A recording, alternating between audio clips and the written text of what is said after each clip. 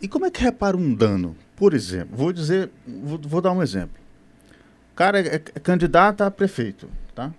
E aí ele faz uma fala em certo momento, em certo discurso, e ele comete, sei lá, um deslize na fala. Ele diz uma coisa, hoje em dia a gente tem muito isso, né? Tirou de contexto, né? Todo mundo diz uma coisa, não quis dizer isso, tirou de contexto. Pois bem, alguém vai tirar a fala do candidato de contexto, aquele filme fica rodando nos grupos de WhatsApp. A Justiça Eleitoral identifica o problema e aí pede para retirar o vídeo vai ser retirado, aí isso demora para notificar a plataforma. Até que se notifica a plataforma, o vídeo fica correndo e o dano fica acontecendo, a imagem do candidato fica prejudicada. Como é que a Justiça Eleitoral vai ter braço suficiente em tempo hábil para corrigir o dano e fazer com que o candidato adversário não seja prejudicado? Em 45 dias de campanha é complicado, viu? Inclusive, né, doutor, numa conversa que nós tivemos talvez uma semana atrás, falando justamente disso, que qual é, e eu acho que pouca gente conseguiu compreender justamente o que você fala, que as consequências de uma desinformação. Você perguntou como repara. Na minha opinião, não repara. É isso que é tão grave na desinformação. A gente não pode avaliar uma falsa notícia, algo que é sabidamente e, sejamos sinceros, construído de forma absolutamente intencional. Tá? Uma fake news, uma desinformação, ela não nasce pelo desconhecimento. É má fé mesmo. É má fé e é algo bem direcionado, inclusive em relação às suas consequências. Então, não há como reparar efetivamente o mal causado por uma fake news, por uma desinformação. Por isso que a Justiça Eleitoral, nesse específico, ela tenta inclusive trabalhar com uma repressão abstrata, de dizer, olha, se ocorrer, a consequência é essa. Justamente na intenção de desestimular essa prática.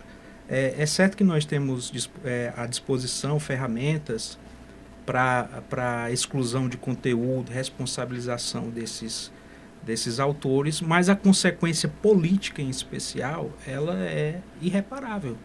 Né? Uma vez que aquela desinformação, e é uma característica da desinformação a capacidade e a rapidez com que ela se dissimula. Né? Até porque parte do mecanismo da desinformação é a estrutura de ampliação, de disseminação dessa informação. Então a fake news ela não nasce pequena e fica grande, ela já nasce pronta para ser o que ela é.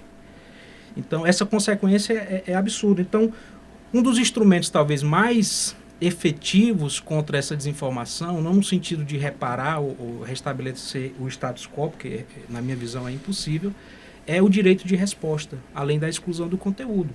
É um mecanismo constitucional previsto no artigo 5º e que possibilita que pelos mesmos meios empregados seja divulgado ou seja retratada aquela informação falsa. Mas a consequência, sem dúvida, é permanente. Inclusive, para além do pleito, nós temos exemplos no Brasil de fake news que perduram até hoje e volta e meia em redes como o Twitter. É quase que semanal e recorrente esse retorno. Deixa eu só fazer um adendo aqui do que o doutor está muito bem falando.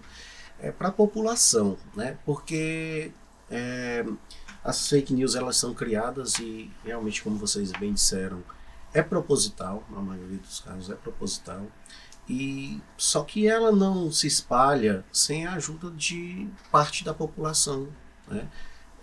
Que muitas das vezes é apaixonada por um ente partidário ou até por um candidato mesmo, mas a gente até pede para que a população fique muito de olho nessas questões de fake news, né? Se puder, hoje em dia a gente tem acesso à internet, todo mundo tem acesso à internet, pode entrar no Google e verificar se aquela informação ela é verdadeira, se procede, se não procede, porque a propagação dessas notícias falsas, ela causa um dano irreparável, como o Dr. Lucas mesmo falou.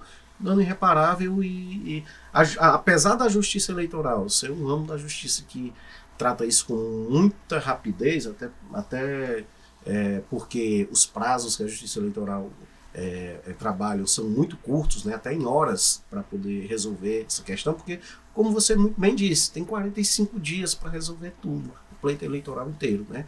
E aí tem que trabalhar com prazos curtos para tentar minimizar o estrago que uma notícia dessa traz para alguém ou para algumas pessoas, né? E só interrompendo o senhor também, inclusive nessa resolução dos atos ilícitos, existe lá a previsão de que a desinformação relacionada ao pleito ou a rigidez da urna eletrônica, se vinculada a um candidato, configura abuso do poder político.